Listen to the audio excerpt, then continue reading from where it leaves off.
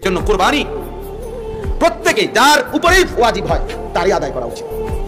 3 ছেলে বিদেশ থাকে অথবা 3 ছেলে উপার্জন করে, বাড়িতে বাপ মা আছে, এই মনে করেন 5 জন মানুষের একসাথে সংসার, দেখা গেল কি করে 3 ফুটে মিল্লা 2 ফুটে মিলে 30,000 40,000 50,000 টাকা দিছে, দিয়ে আব্বা আমার নামে কোরবানি দিয়ে দিছে অথবা বাপের নামে কোরবানি দিছে। এরপরে জিজ্ঞাসা করলে বলবে হ্যাঁ হুজুর আমরা বাড়ি কোরবানি দিছে আমরা বাড়ি, অথচ এই 3 ছেলে তাদের কাছে সামর্থ্য পরিমাণ নেশাব পরিমাণ 52.5 বড়ি রূপার দাম সম পরিমাণ টাকা। 1 বড়ি রূপার দাম যদি সর্বোচ্চ বাজারে 1700-1800 টাকা হয় 1 বড়ি রূপার দাম, তাহলে 1 লাখ টাকার নিচে, তাহলে 1 লক্ষ টাকার নিচে হয়। তাহলে যার কাছে 1 লক্ষ টাকার নিচে নিত্য প্রয়োজনীয় অতিরিক্ত সম্পদ মাল জমা আছে তার উপরেই কোরবানি ওয়াজিব। তাহলে প্রবাসী ছেলেদের কাছে 90,000 1 লাখ টাকা থাকে না? কথা বলেন না কেন? উপার্জনকারী ছেলেদের কাছে আজকে 3 বছর চাকরি করে 4 বছর চাকরি করে ব্যবসা করে, মনে করেন বিয়ে করে নাই কিন্তু উপার্জন করে, বালেক সাবালক ছেলে, তাইলে তার তো উপার্জন আছে, তার তো টাকা আছে জমা আছে, তার তো শুধু এই বাড়িতে যে 20,000 টাকা দিছে এই 20,000 না তার টাকা, তার কাছে আরো টাকা আছে না? কথা বলেন না কেন? তাইলে এই 3 জনের উপরে কোরবানি ওয়াজিব। তাইলে যদি বাপ মার নামে কোরবানি দেয় নিঃসন্দেহে বাবা মার কোরবানি হবে, ছেলে বাপ মারে যে দিছে এটার সওয়াব পাবে, কিন্তু তার উপরে যে কোরবানি ওয়াজিব আজ ছিল আল্লাহর কসম ওই কোরবানি আদায় হবে না হবে না হবে না দন্তান না কান্না। তাইলে এই যে নামনগো বাড়িতে কোরবানি হইছে, নামনগো বাড়িতে গোস্তখানার ব্যবস্থা হইছে, কোরবানি হবে তো যত জনের উপরে কোরবানি আসছে অত জনের কোরবানি হবে। কথা বুঝেন নাই? আমরা তো এক লগে, আমি 1 লগে না 2 লগে, এটা তো আমার দেখার বিষয়। হেতে তো এখনো বিয়েই করে না হুজুর, হেতে কি কোরবানি? কোরবানি বিবাহ করতে হইলে কোরবানি করা বা কোরবানির সাথে বিবাহের কি সম্পর্ক? হেতে বিয়ে করে নাই, এখন আর দেরি আছে, আগামী মাসে 5-6 তারিখের দিকে কোরবানি, আমি এখন বিয়ে করে এলাম। কথা বলেন না কেন?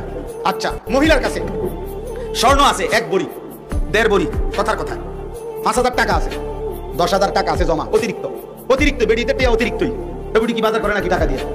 এই ঈদের 3 দিন মানে যেই 3 দিন কোরবানির দিন এবং তার পরের 2 দিন, কয়দিন হলো?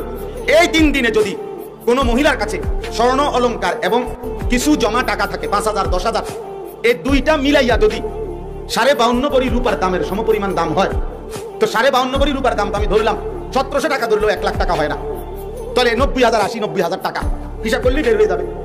আর হিসাব করে দাও 1700 টাকা ধরে দাও, হিসাব করে দাও, সর্বোচ্চ 1750 টাকা শুনছি, 1750 ধরে 52.5 বড়ির দাম কত আসে কম?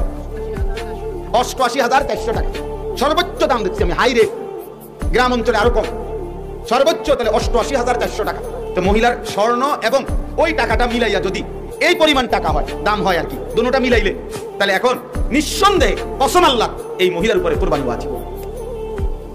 তাহলে এখন 1 বড়ি স্বর্ণের দাম কত? তো খবর আসেনি কোনো?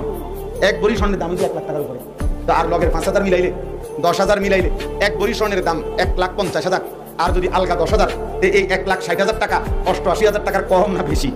তো মহিলার উপরে কোরবানি ওয়াজিব কিনা? কথা বলেন না কেন? বুক কথাও পায় না কইলেন যদি শুনালায় বাইতে, তাহলে কি পরিমাণ মহিলার উপরে কোরবানি ওয়াজিব ভেবে দেখেন। হ্যাঁ বলেন না?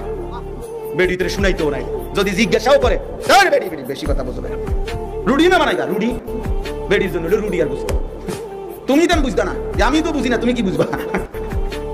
শুধু ফেতরা মহিলার কপালে জোটে, শুধু ওই ফেতরাটা বুঝেন না? যেহেতু 110 টাকা 100 টাকা, এইটা একেবারে মসজিদের বারান্দার বাহির থেকে রমজান মাসের প্রথম শুক্রবারে একেবারে চিল্লাইয়া জিজ্ঞাসা হুজুর ফেতরা কত, মাইকে কইয়া দিয়েন। আরে সুবহানাল্লাহ, এত বড় দানশীল আমরা ফেতরা দিব?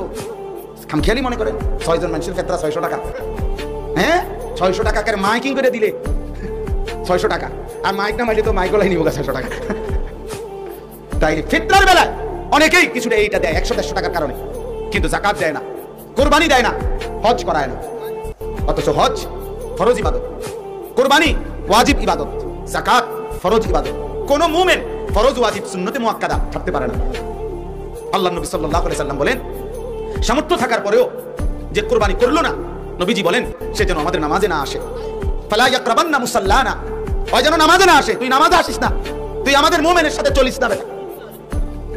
এই জন্য আরো বিস্তারিত মাসালা বোঝা দরকার। আমি রাত হয়েছে দেখে এক কথা বললাম আর কি, অনেক প্রবাসী ছেলের উপরে আপনি বাবার নামে কোরবানি হোক কোনো অসুবিধা নাই, কিন্তু তার কোরবানি হইতে হবে। বুঝেন নাই আমার কথাটা? দুজনের বাপ দুজনের কোরবানি হবে, গরু ছোট হোক, দুজনের খাসি দেওয়া হোক, একজনের নামে গরুতে শরীক দিলেন, আরেকজনের লেগে একটা খাসি কোরবানি দিলেন, অসুবিধাটা কি? কিন্তু হুকুম তো আদায় করি, এটা তো শুধু গোশত খানা না, এটা কি ইবাদত। কোরবানি গোশত খাওয়া না ইবাদত। কোরআনে আল্লাহ বলছে ওয়ায়াযকুরুসমাল্লাহ ফি আইয়ামিন মা'লুমাত আলা মা রাযাকাহুম মিন বাহিমাতিল আনআম, আল্লাহ বলেন কুরবানির নির্ধারিত দিনে যে চতুষ্পদ প্রাণীগুলো জবাই হয় ওই সময় যে আমি আল্লাহর নাম আল্লাহু আকবার আমার বান্দারা একসাথে বলে, আল্লাহ বলেন ওই আমার নাম জিন্দা করা, আমার নাম বুলন্দ করা, এই উদ্দেশ্যেই আমি আল্লাহ কুরবানির বিধান দিয়ে থাকি। তাহলে আমি গোশতের জন্য না, আমি আল্লাহ গোশতের জন্য না, আমার নাম বুলন্দ হোক, আমার বান্দার কলিজার মধ্যে আমার ভয় আসুক, আমি সেটা চাই। বলে আকিঙ্গানা রুহু তাকওয়া মিনকুম। এজন্য প্রত্যেকে আরো বিস্তারিত নিজেদের আশেপাশের আলেম থেকে কোরবানির মাসআলা জেনে নেবেন, কোরবানির মাসআলা জেনে নেবেন। খামখেয়ালি করেন না। মা বোন যারা শুনতেছেন মাইকে, আপনাদেরকেও বলি, নিজের স্বর্ণের বলে তো আমি কোথা থেকে দিব, আমার টাকা আসবে কোথা থেকে? এই স্বর্ণ থেকে দিবেন, ওই জমানো টাকা থেকে দিবেন। আপনার স্বামীকে মহব্বতের সাথে বলবেন যে সারা জিন্দেগি তোমার ঘর করলাম, তোমার জন্য জীবনের সবকিছু দিলাম, তুমি আমার একটা কুরবানি কদ্দুর এদ্দুরও দিলা না? তো বলেন মহব্বত করে আন্তরিকতার সাথে করেন, যেভাবে হোক। যে নারীর উপরে, হ্যাঁ, কোনো নারীর কাছে যদি স্বর্ণ এবং জমা টাকা নাই, মনে করেন শুধু স্বর্ণ আছে 1 ভরি 2 ভরি 3 ভরি, কিন্তু আর কিছু নাই, মানে আর রূপাও নাই আর টাকাও নাই, তাইলে শুধু স্বর্ণ যদি থাকে 7.5 ভরি হইতো, বুঝছেন নি কথাটা? কিন্তু স্বর্ণের সাথে যদি কি থাকে, কিছু টাকা জমা থাকে, কিছু রূপা থাকে, তাহলে দুইটা মিলাইলে 52.5 ভরি রূপার দাম, ওই যে বললাম সর্বোচ্চ 88,400 টাকা হিসাব দেখাইলো, এই পরিমাণ হলেই কোরবানি দিতে হবে। এই জন্য আমার কাছে একটা বুদ্ধি আছে, যদি কোনো মহিলা কোরবানি দিতে না চায়, অথচ টাকাও আছে স্বর্ণ আছে, তাহলে কোরবানির আগের দিন আমাদের মাদ্রাসায় এই টাকাটা যদি দান করে দেয়, তাহলে আর কোরবানি দেওয়া লাগবে না। একবারে সুন্দর বাচ্চা গেলেন। আমার মাদ্রাসার মধ্যে প্রায় 2,20 লাখ টাকা দিয়ে আমি মাদ্রাসার জন্য 1 একর প্রায় জায়গা, 94 শতক জায়গা কিনছি। আমার অনেক টাকা দরকার মাদ্রাসার জন্য, আপনি দিয়ে তাইলে আপনার উপরে আর কি আসবে না? কোরবানি ওয়াজিব আসবে না। আল্লাহ সবাইকে কবুল করেন। মূল উদ্দেশ্য হলো ফাঁকি দেওয়ার দরকার নেই। ফাকিবু বিহা নাফসান, নবীজি বলছে খুশি খুশি কি করো, করবা, এটাকে মুসিবত মনে না করা, এটা একটা ভেজাল মনে না করা, এটা একটা ঝামেলা মনে না করা। 15-20 হাজার টাকার চাইতেও মানুষ ছোটখাটো অনেক অনুষ্ঠানে, ছোটখাটো রোগ বালাইতেও মানুষ এর থেকে বড় টাকা খরচ করে ফেলে, করে না বলে? তো আল্লাহ তাআলা আমাদের প্রত্যেককে তৌফিক দান করেন। সর্বশেষ কথা হলো ইন্নামা ইয়াতাকাব্বালুল্লাহু মিনাল মুত্তাকিন। আল্লাহ তাআলা বলছে বান্দা মনে রেখো, হাবিলের জবান দিয়ে বলা হয়েছে যে নিশ্চয়ই আল্লাহ তাআলা মুত্তাকি যারা গুনাহ থেকে মুক্ত থাকে, আল্লাহ কেবল তাদের ইবাদত কবুল করে থাকেন। এজন্য ওযু, গোসল, নামাজ, রোজা, হজ, যাকাত, কুরবানি, দান, সাদাকা আমার বাপ সবার জন্য, আমার জন্য, আপনাদের জন্য জরুরি কথা।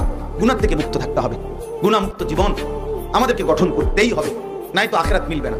কোরআনুল কারীমে আল্লাহ বলছে উইদ্দাত লিল মুত্তাকিন, জান্নাত বানানোই হয়েছে মুত্তাকিদের জন্য, মানে গুনাহ থেকে মুক্ত বান্দাদের জন্য। অতএব গুনাহও চলবে, আবার জান্নাতও মিলবে, হবে না বাপ? আমার জন্যও না, আপনাদের জন্যও না।